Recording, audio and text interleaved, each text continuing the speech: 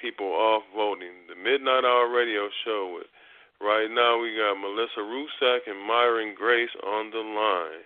So I want to ask the caller that just hit the line, area code 314, do black people deserve recovery financially from the corporations and families that benefited from slavery?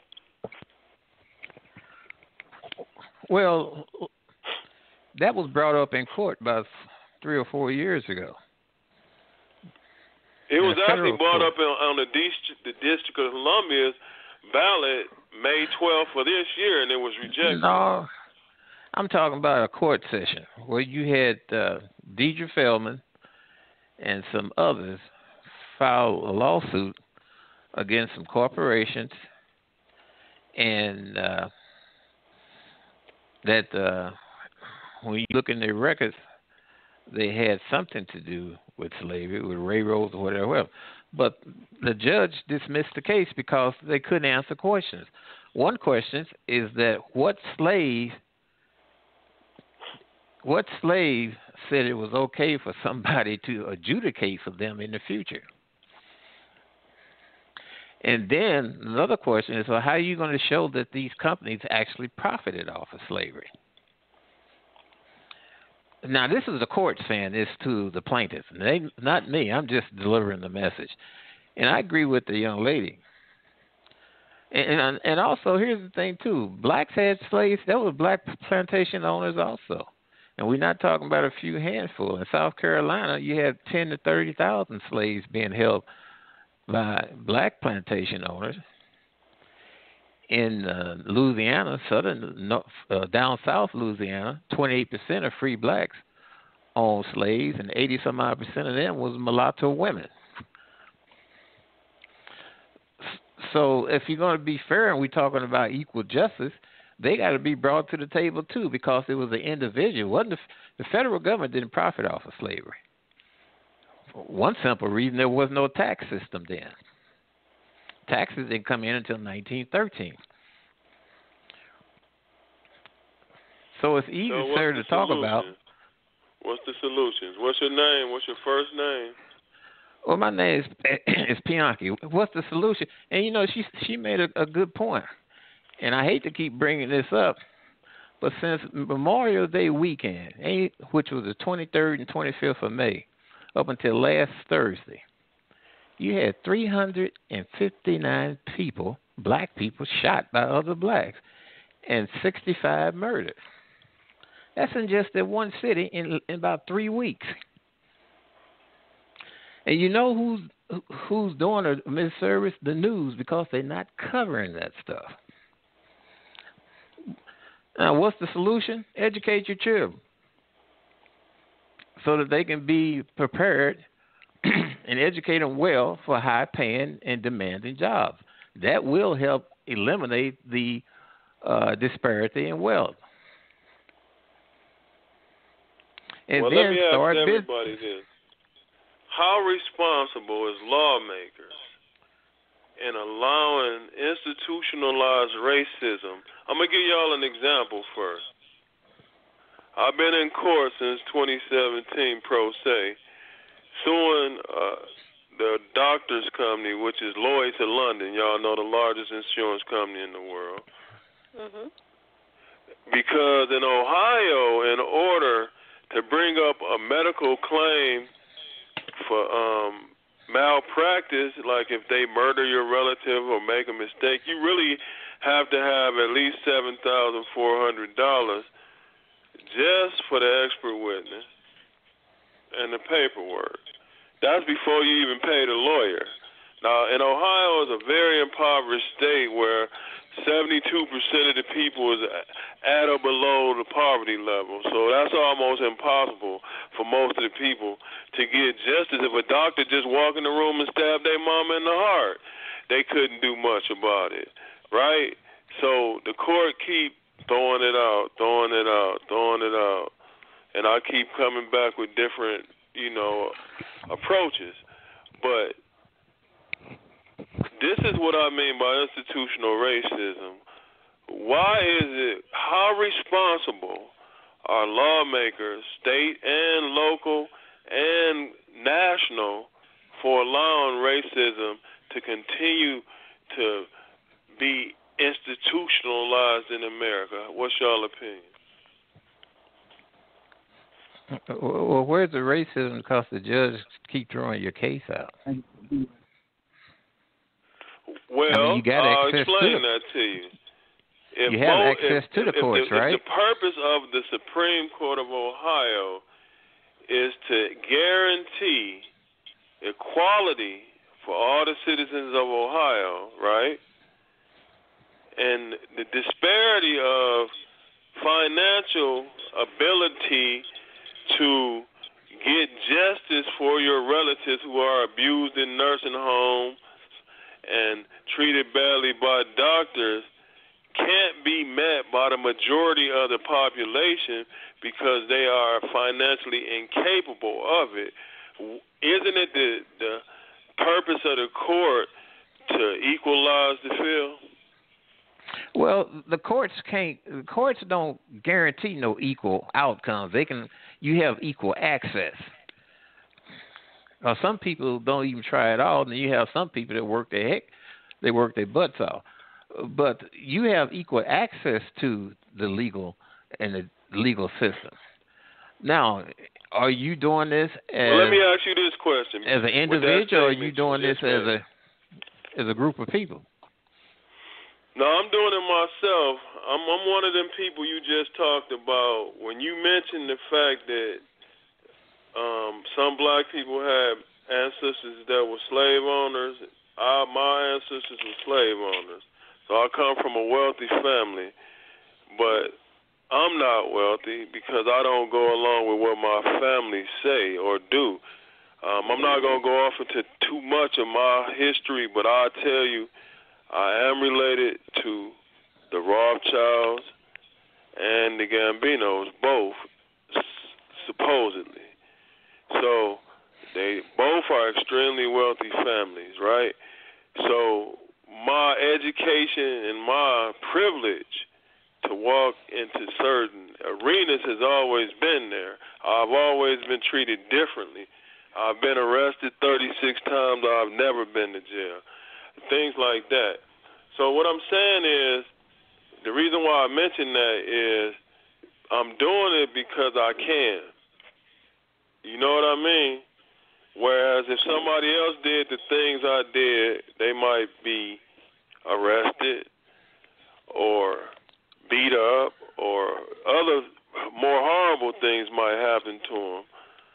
But I'm doing it because I have the ability to do it, and I will receive some resistance, but because I was raised with these people and brought up in their circles and given the same privileges that the people in power currently were given, I'm able to deal with them in a different way. Does that make sense to you? Well, it sounds like you're trying to do something per se. That means you arguing for it. Why don't you get a lawyer?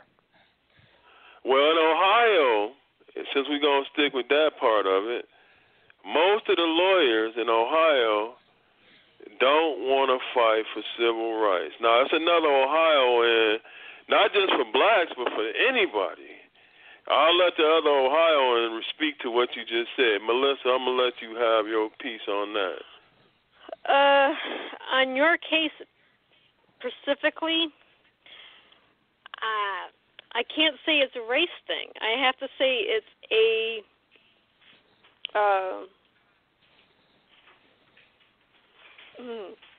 just the way the law is across the board. I cannot say it's a race thing on yours specifically, even though I kind of know some of the backstory. But at the same time, it's more of a medical BS, and the laws don't protect for medical stuff. Right. So now let's bounce that to George Floyd case. If it was laws in place that didn't allow police officers before his death to put their foot on their neck, if the court had intervened and not allowed things like that to be able to happen, wouldn't the outcome in George Floyd's case been different? Well, George Floyd's case has to be adjudicated in court. And Minneapolis did allow that procedure. And keep in mind, too, there's over 18,000 police agencies, or shall I say authorities, across the United States. And what people I hear hinting to is that there's one national federal police department. That's not true. Now, some departments allow it, some don't. That's up to the community that holds their employees, the police, responsible. That's up to the community. And so also, my question becomes, Charlotte, is police reform needed?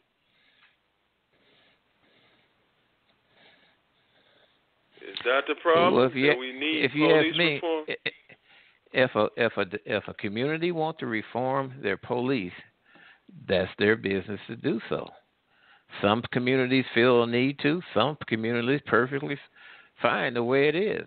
You know, in the state of Missouri, their constitution, which was written in 1875, specifically says it gives that power to the people to control the government and the police. I'll even read it. It says powers of the people over internal affairs, constitution, and form of government. That the people of this state, talking about the state of Missouri, have the inherent, sole, and exclusive right to regulate the internal government and police thereof. Now, if the people don't take it upon themselves to do what they have the power to do, then it's going to run amok. And a lot of people that's out here protesting already got the power to do these things that they are hollering for others to do for them. This is actually, I think that's something that's in most of the constitutions here. In the states? In the states, is the people have the ability to govern their government. That's what the government's there for. It's of the people, by the people, for the people. But we're not being taught the laws because what do? We got rid of civics in school. We got rid of government in school. So the people are no longer aware of the rights they already have. If you don't know your rights, how can you defend them? Now, that's something you just said, that earthjustice.org, this is one of the ways that they said that you can combat racism is know your rights. So, but before I say that, I want to give you a chance to speak, Charlotte. Okay. I was just listening, but I really agree with everything it said. We're lacking the ability for our police officers to come out the street and do their jobs correctly. And, I want to compare that to a parent who needs to protect their child and do so in a safe fashion. But if they're no longer able to do it in a safe fashion, what are they going to do? They're going to do it in any way they know how to make sure that themselves and their child is taken care of. That's the same way with the police force. When they come out to protect and serve, and if they can't do their job in a fashion that puts them on a good light, well, of course they're going to do anything at all to protect themselves. Why? Because just like us, they've got families. They got people to go home to, people that need them. And so it puts everybody on that evil playing field of fear. And so when we do that, we also take away even the rights we know about. We wash it away. Now, I understand the whole that there's no civil civics in school, but, if we're not going to learn it on ourselves, we really have to do it ourselves. We can't depend upon the schooling system that was not designed for all communities in the first place to teach us properly. We have to know what is for us personally. Identify. That means doing the individual research. Care enough about yourself and your household, your community, to do the research yourself. So. But even if we know that, if we're not willing to uphold the law ourselves, it doesn't really matter. what we know. Well, my question is this. Know your rights, but because you know your rights, like even though I know mayors and congressmen and all of that, when the police stop me, and I've been to law school, Thomas M. Cooley Law School, and all of that, when the police stop me, I don't talk smart to them. I say, officer, how was your day? What did I do wrong? How can I cooperate with you? Well, let me ask you a question. Why do you do that? Were you taught that by your parents? I was taught that by the privileged class that I was able to be around as I was growing up. That's how they taught me to approach police officers. And poor parents teach their kids that too. But here's the thing, and I don't know your name, and I have My name is Myron Grace. on. I'm the CEO of ScreenWorks Entertainment. Nice to meet you. I forgot how to pronounce your name. Can you tell me again? Well, my name is Pianki. But this is the thing, Myron. Yeah, Myron. This is the thing.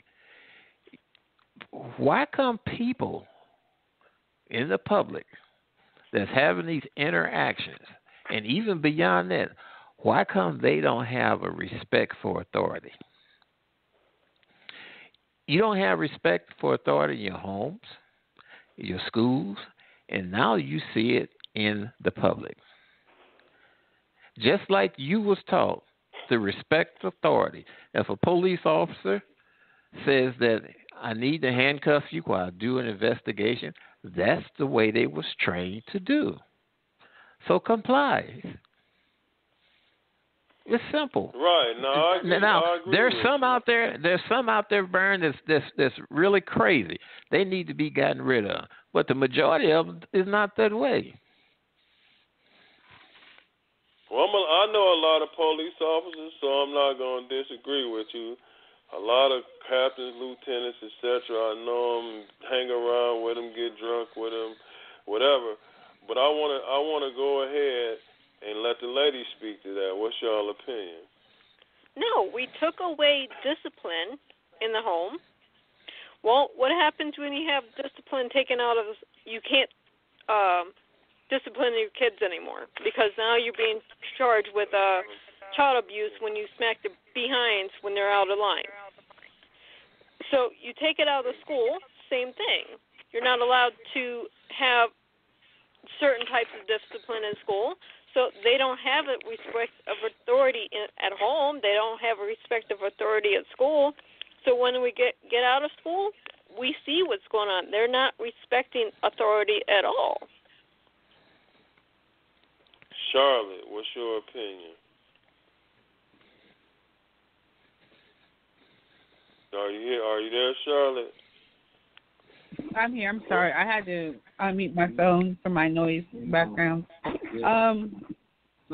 Well, I mean, I do agree. There's a lot of things, especially that discipline in our homes. I see it with the children regularly, especially where I live. You know, parents are being made to be afraid to put down the laws and regulations in their home because the child knows they can call a number and be like, hey, my mom, my dad's doing this, that, and third. I can't be here. Even though they themselves are really not doing right. So with that said, you know, these same children grow up, become young adults, become grown adults, and they again feel like the system is not set for them. They can do whatever they want, when they want, how they want. And we're not able to stop that cycle of that unrighteous mentality because it starts when they're young. Me personally, I don't care who's president. When my child was young, you asked up in the store, I'm about to tell you about in the store.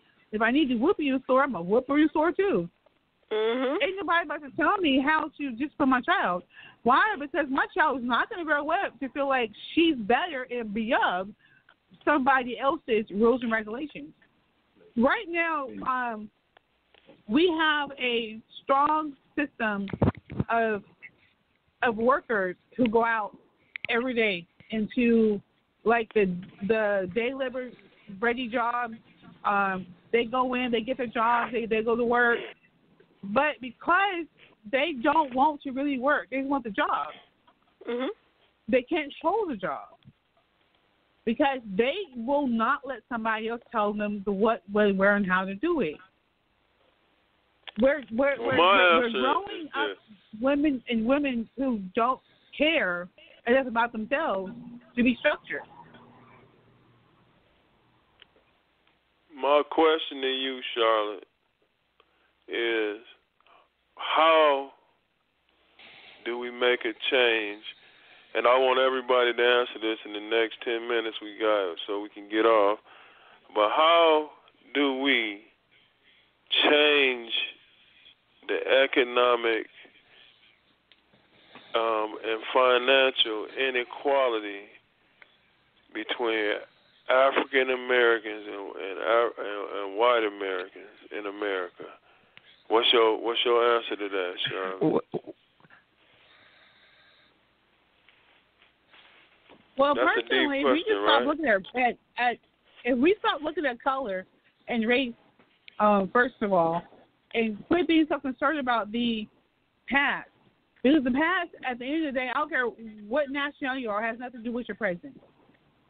Like, I don't downplay my ancestry heritage by any means, but I do know, I'm not trying to be funny, but whatever person in my past, way back wherever, who may have been in the cotton fields, who may have been whipped to death, I'm currently right now not doing what I do because I witnessed or experienced that.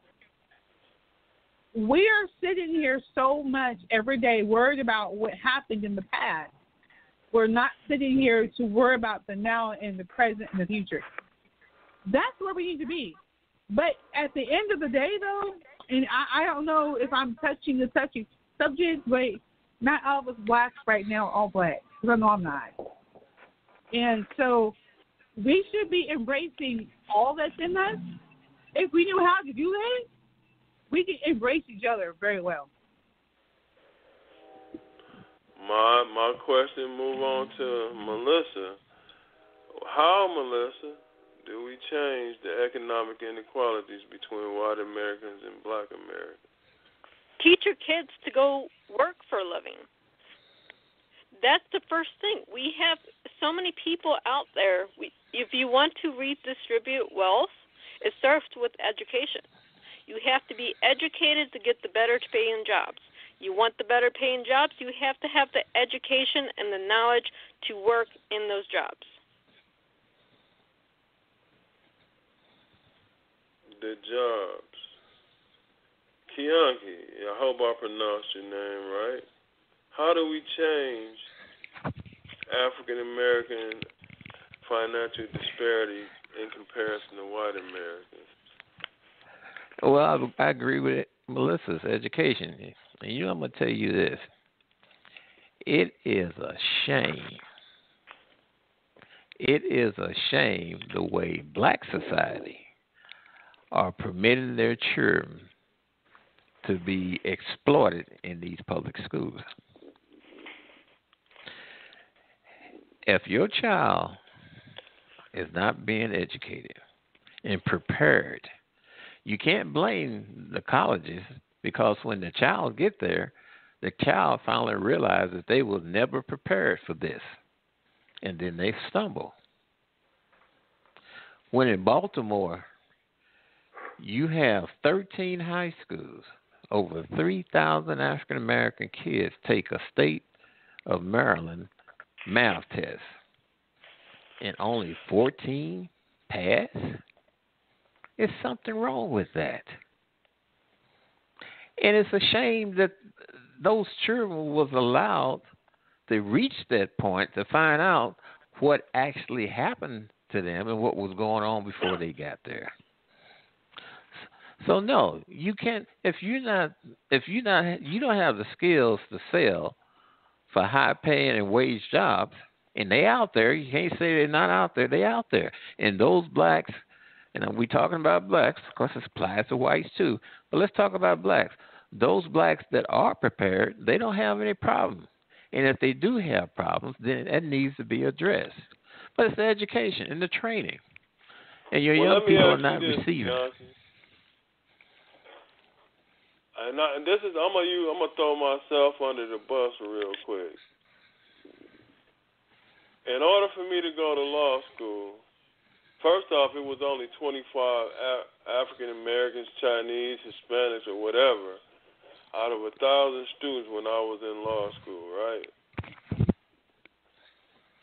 And of the applications that they accepted, I was one of 10,000.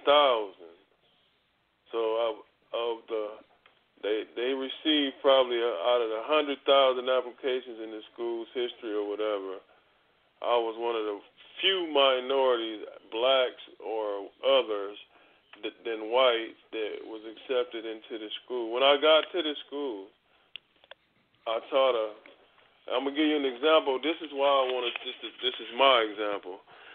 I taught a study group in contract law. Every person in the contract law study group got a C+ or better on their exam. I wrote a 42-page essay on contract law on my exam. I got an F. About a day later, I called the dean over the department and let him read my paper. He said this should be a B+. But he said, I'm not going to go against the teacher. I'll never do that. And I said, well, why wouldn't you do that, Dean? I said, I don't understand. He said, it's just not something that's going to ever happen. So you have to decide what you want to do. So instead of them working it out with us as a group, and the lady's husband was a retired Supreme Court justice from Michigan. Thomas M. Cooley Law School is the same school the old governor of Michigan used to go to. They made me meet with this lady, and knowing she had bad feelings toward me, she said to me, and I'm not making this up, in a private chamber, this really happened in real life. She said, Myron, I don't like you. I don't think you belong here. And I want you to go home. But, you know, the right people, so I'm going to give you this opportunity. She said, I'm going to guarantee you $117,000 a year. This was in 1999. I'm going to guarantee you $117,000 a year if you move to Lansing from Cleveland and you shut down your music company. And I said, well, why can't I have both? Because you can't. In other words, she was telling me I have to become the property, her property, basically. Like I'm something like a picture she gonna hang on the wall. In order for her to allow me to make it through the law school. Well, now, what do you think about that, Kianki? I tell you what, it sounds like you got a personal problem, and you're trying to amplify that personal problem that you've experienced on the all-black people. All blacks don't experience that, but you did, and I imagine there's others that's not here to give their own testimony. So everyone has some bad experiences. And to say that these white organizations aren't hiring a qualified African-American students is just not true. You know, I'm associated with the National Society of Black Engineers, and they have annual conventions where they have corporations that come in, Boeing, NASA, CIA, FBI, Goldman Sachs, Caterpillar, major corporations, Google and Amazon. And I witnessed in 17 and 18, Northrop Grumman, a Mississippi headquartered defense company, they hired 400-plus black STEM students 2 years in a row off the convention floor, plus the other thousands that was hired by other corporations that was there in attendance. Last year, in 2019, Lockheed Martin done the same thing, hiring over 400 off the convention floor. So they are Well, let being me ask hired. you You this just question. don't hear about them. Let me ask you this question. I know I'm a computer engineer. Even after I left law school, I still became a computer engineer. I know what you're saying is true, right? I'm not doubting that, right? But based on the economic and socio environment that most African Americans grow up in, how is it possible to be able to be educated at the level that I was educated at for the average person? I can give you an example. Go ahead, I have Melissa. a friend. He is now a corporate business owner of a Fortune 500 company. He grew up homeless behind a dumpster, grew up in the ghetto, and educated himself. Why? Because he wanted to get better than living behind a dumpster. He had to want it. And he's a black American. And there's a lot of stories what out do you there. say to that? That's what she's saying is true. There's a lot of stories out there. You know, I'm gonna tell you. And another thing, the state, and I can speak for Missouri because I know Missouri. The state law said the curriculum in a school district can be whatever the people want it to be. The books, the curriculum, and the instructional material, whatever that district wants it to be, it's up to them to have it. The state board of education, the state department of education cannot mandate to them anything different. So the power already exists. But to be truthful with you, you got some concerns, and I can name some: NAACP, the National Educational Association, the Teachers Union, American Federation of Teachers. You got some black organizations. You got some organizations on the union side that don't want to see that happen. Look what Obama did with the D.C. voucher program that allowed disadvantaged children to take a voucher and attend schools like Sigrid Friends, where his daughter attends. They've done away with it because of the pressure from the teachers union.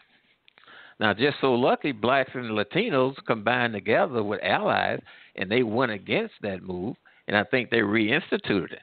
But like Donald Trump is pro-choice and pro-vouchers. He said it.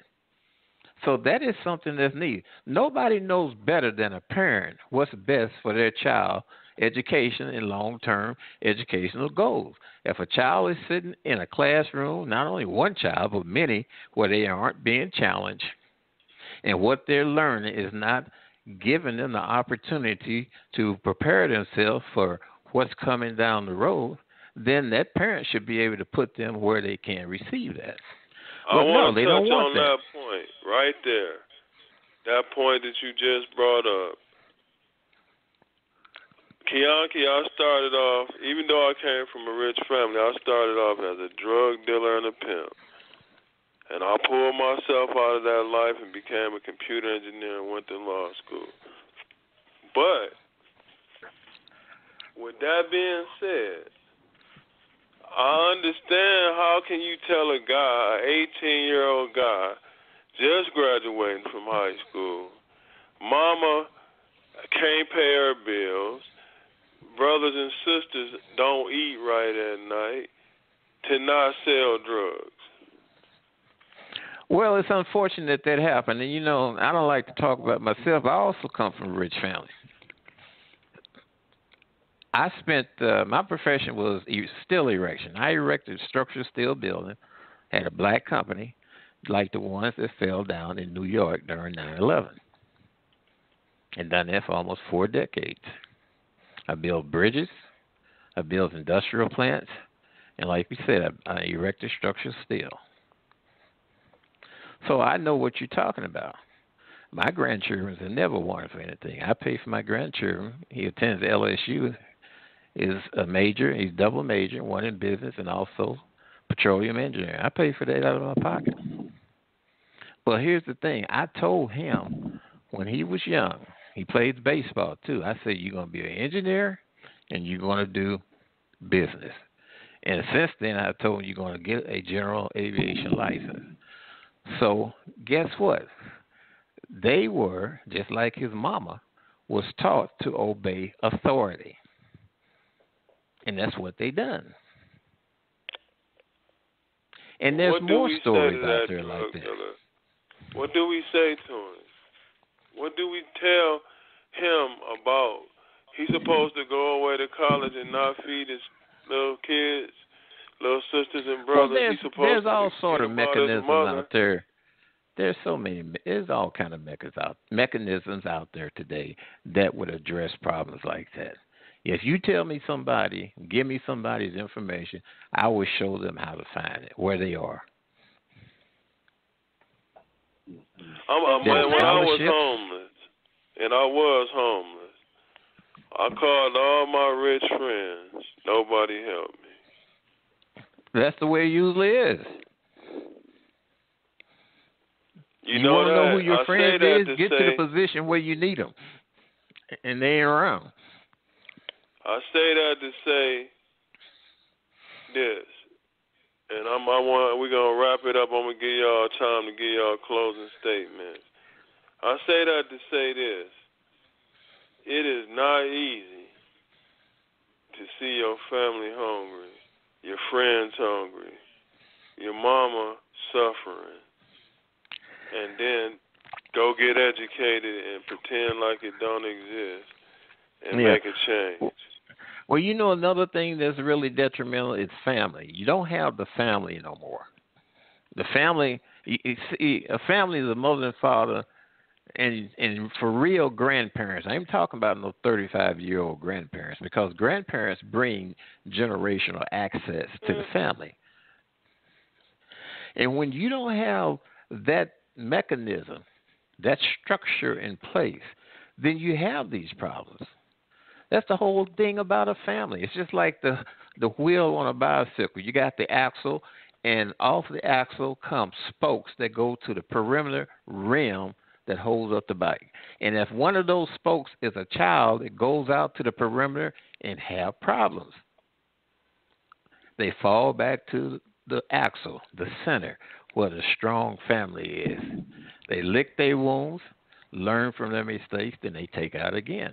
If you don't have that family structure, and we know that it don't exist because we talked earlier about the lack of respect for authority, then you're going to have those problems. Where's your churches? In the black community, you got churches all over the place. They supposed to address those issues. Absolutely, Kianki. And one of the interesting things I want you to know about me is I was actually friends with Coretta and Betty Shabazz. So when I speak, I actually speak from being able to speak with them and understanding what they told me about what their husband's mindsets was. You know what I mean? But I want to say this: you've got a lot thoughts to bring to the table. You should consider going to Screenworks Entertainment and starting your radio show. Consider that. I want to throw that out there to you. I want to give everybody a chance to give their closing argument or statements. Melissa, what's your argument or statement to close out? We need to get back to educating our kids at home, not just relying on our babysitters at school, but actually educating our kids at home. Be an involved parent. Go to the PTA, PTO meetings, because those are the meetings where we tell the teachers what education we want them to be learning. If we're not an involved parent, it's on us to teach the kids. If they're not being taught something, it's on us to teach them. Okay. We got another caller. I want to give him a chance to say something before we close out. Caller 404, what's your thoughts on George Floyd being used as a pawn in the political system? Oh, they hung up, so we ain't got to worry about it. So I want to move on to Charlotte. What's your closing argument or statement? Well, at the end of the day, I feel that, outside of the fact that we need to do the education with inside our homes, we need to be igniting that education through our community. We can't follow the method that we want, but we probably all grew up on, which that it takes a village to raise a child. That village is gone. We need to find ways to reignite that village. That's really how the children are going to see that what we're teaching, that we're on one accord, and that can be instilled into them across the board. Because if they leave, we can teach them at home, but they're going to leave home and be combative with everything else. If we don't have the means around us to combat what they're going to see when they leave home, it's really, and I'm not going to say it's all for naught, but we're not going to be able to stop them from unfortunately going the wrong path initially. We would like to hope that when we teach our children, they grow up and they hold on to those values that we taught them.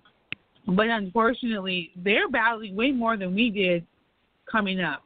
They've got not just children that they go to school with, they've got the music world, they've got the movie world, and then unfortunately the news don't help the matter none. They see the stuff that goes on out there, and it makes them even more so want to go wayward against what we teach them.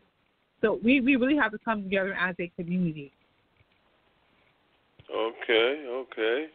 Kianki, what's your closing argument or statement? Well, I tell you what I've done with my kids. I taught my children the United States Constitution. I taught them the history of the United States. I taught them about the laws and how laws were made and their civic duties. You got kids nowadays that hate this country. And I think that there's a how did they learn that? What was the agenda, the objective of whoever taught them that? And that is very, very dangerous. Whatever course of events that happened in history that led for me to be here today, which I had no control over, I'm happy they happened. Because I'm here today where I can extend my skills and what I have to offer to my family and also to those who are less fortunate. It's for a reason. Right. Nobody knows what the reason was for, but we're here today and we have to make a best of it so we can leave something better for our children for tomorrow. Because believe me, there's forces in this world that would love nothing better than to see the United States fall. Right. Well, my closing statement is simply that I'm American. I cannot be white. I cannot be black because I'm American Indian as well. So for me personally, I'm American, and I hope that. And at the end of the day, I believe that we all Americans. So by us all being Americans, my solution and my answer and my argument is that we have to reestablish the educational system. We have to make the laws more equal and create more and more economic, socio-economic systems that will allow African Americans and minorities to pull themselves up without having to be worried about whether or not their mama and their little brothers and sisters going to eat while they in school studying. That's my opinion, and that's where I want to leave it at until next time. I want to thank everybody for coming on and giving their opinions and participating in the conversation. And God bless America. Until next time, the Midnight Hour Radio Show. And please feel free to call in for the next broadcast or get in contact with me.